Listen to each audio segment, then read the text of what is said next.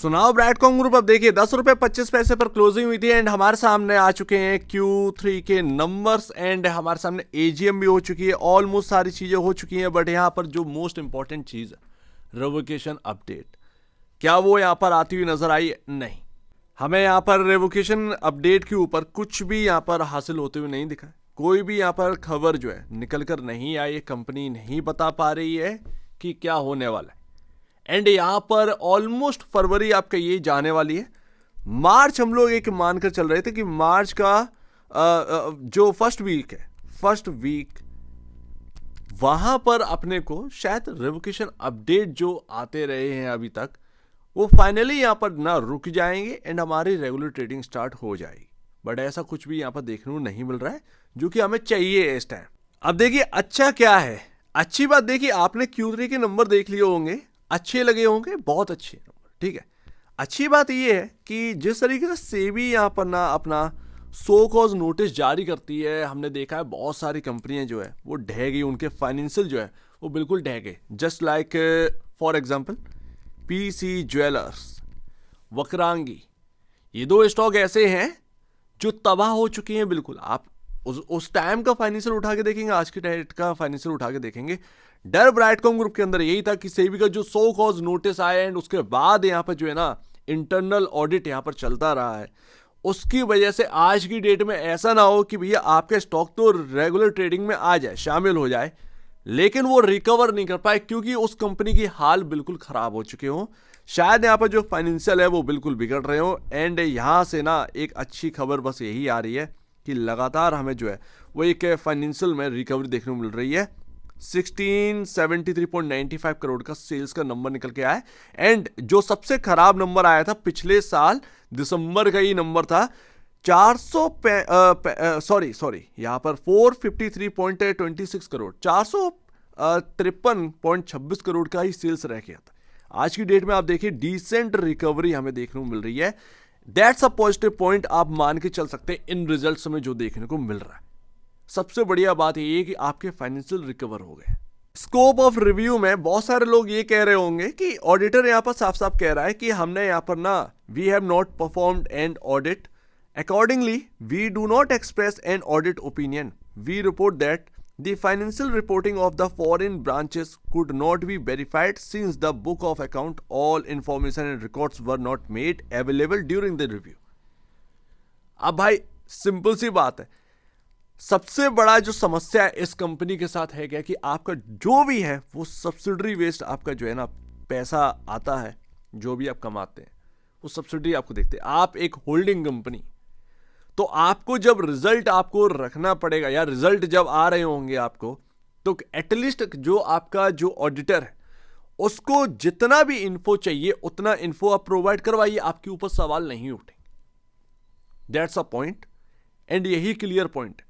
Auditor को ये कहने का नीड नहीं पड़ेगा कि यहां पर ना आपका प्रोवाइड नहीं करवाया वगैरह वगैरह, ये सब फॉरेन ब्रांच से पहले ऑडिट हो जाए उसके बाद आप यहां पर दीजिए। भले ही यहां पर Q3 के नंबर या Q2 के नंबर या क्वार्टरली नंबर से यहां पर थोड़ा सा डिले हो, कोई दिक्कत की बात नहीं, क्योंकि फॉरेन ब्रांचेस हैं तो आपका नंबर से यहां पर थोड़ा सा लेट आएंगे तो यहां पर चलेगा, वो मार्केट मानकर चलेगा, बट गलती होने के चांसेस तो नहीं रहेंगे।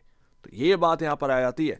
अब फुल ईयर का आता है, कोई भी दिक्कत की बात नहीं है, फुल ईयर का आता है वो ऑडिट होकर आता है। लेकिन अब यहां पर सेबी ने क्या कह दिया है कि आपको ऑडिटर रखना है जो निफ्टी 100 कंपनियों में ऑडिट कर चुका हो पिछले 3 साल। तो ये एक ना उनका जो सेबी ने कहा है उसके ऊपर जल्द से जल्द यहां पर बात होनी चाहिए। आप ऐसा ऑडिटर लेके आइए जो निफ्टी 100 कंपनियों का ऑडिट कर चुका हो पिछले 3 साल के अंदर अंदर, उस ऑडिटर को लाइए, ऑडिट करवाइए। तो ठीक है, सेबी ने जो किया वो बेहतरीन किया, इसमें कोई शक की बात नहीं। आपने बिल्कुल सही कहा, ऑडिटर एक यहाँ पर ना, जैसा कि मैं आपसे कह रहा था कि यहाँ पर नाम इतना खराब हो चुका है कि आपको एक बेहतरीन ऑडिटर चाहिए। अब आप लेकर आएंगे, ऑफ कोर्स ये ऑडिटर बहुत बढ़िया है, ठीक है, अपने हिसाब से बढ़िया होगा, बट आपको जो ऑडिटर आज की डेट में चाहिए वो ये नहीं था, वो चाहिए था एक किसी बड़ी कंपनी से। मैं आपको बताऊं, कुछ ऐसी कंपनियां जिनका मार्केट कैप 1-1.5 करोड़ का ही है। ऑफकोर्स यहाँ पर ब्राइटकॉम ग्रुप का भी मार्केट कैप 1-1.5 करोड़ का है, बट फाइनेंशियल में मतलब उनका कुछ ज़्यादा यहाँ पर ना प्रॉफिटेबिलिटी नहीं है। उनका जो प्रॉफिट है साल का 50 करोड़ रुपए के आसपास का। तब जाकर वो डेलॉयट जैसे ऑडिटर को हायर कर रखे हैं।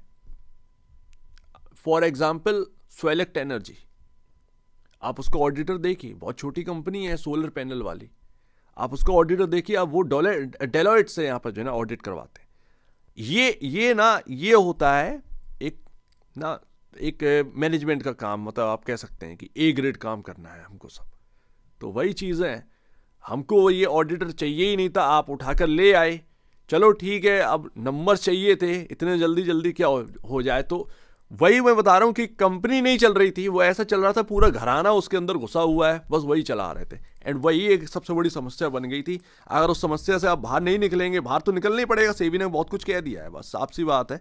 अब यहाँ पर जो भी हुआ वो सेबी की तरफ से जो भी हुआ वो सही हुआ और करना पड़ेगा, और जितनी जल्दी हो जाए कर रहे हैं ये ज़्यादा बेहतर, अदरवाइज वो फिर प्रॉब्लम आ जाएगी। तो आप देखिएगा फिर सॉल्यूशन कैसे मिलेगा, कुछ नहीं मिलेगा सॉल्यूशन। तो ये तो पक्का है। बहुत सारे लोग कह रहे थे ना कि सुरेश कुमार रेड्डी को वापस लाने के प्लान है, लिख कर रख लो, वो वापस नहीं आए। आप कितना भी कोशिश कर लीजिए, ये पर्सन इस मैनेजमेंट में 5 साल तक वापस नहीं देखने को मिलेंगे, भूल जाओ ये बात। क्या ये बहुत पॉजिटिव बात है? बिल्कुल पॉजिटिव बात है। क्या ये कोई नेगेटिव बात है? नहीं, नेगेटिव बात नहीं है, ठीक है ना। अब जिस तरीके से स्टॉक के भाव गिरे हैं, जिस तरीके से वेल्थ गिरी है, एक भरोसा उठा है, आप क्या कर रहे थे सुरेश कुमार रेड्डी जी उस वक्त क्या कर रहे थे? वही तो मैं आपसे कह रहा हूं कि घराने की तरह यहां पर काम चल रहा था। तो ये मैटर बहुत डिफरेंट है, बहुत ही ज़्यादा डिफरेंट है।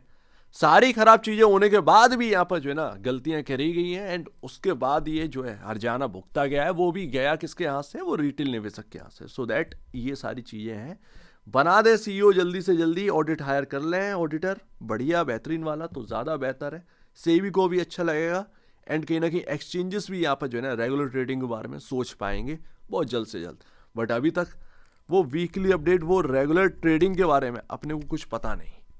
तो ये एक बड़ी बात है। बट क्वार्टरली नंबर्स हमें जो है फाइनेंशियल एकदम जो एक रिकवरी आई है वो एक बेहतरीन बात है। सो उम्मीद है काफ़ी कुछ आपको समझ में आया होगा, इससे ज़्यादा कुछ है नहीं है, एंड मोस्टली चीज़ें आपको पता है। तो एक बार निवेश से पहले या बेचने से पहले अपने ब्रोकर एडवाइस से जरूर सलाह लीजिए। खुद की स्टडी करेगा उससे बेहतर कुछ भी नहीं, खुद की स्टडी ही मस्ट है। तो आप दीजिए वीडियो देखने के लिए बहुत धन्यवाद दोस्तों।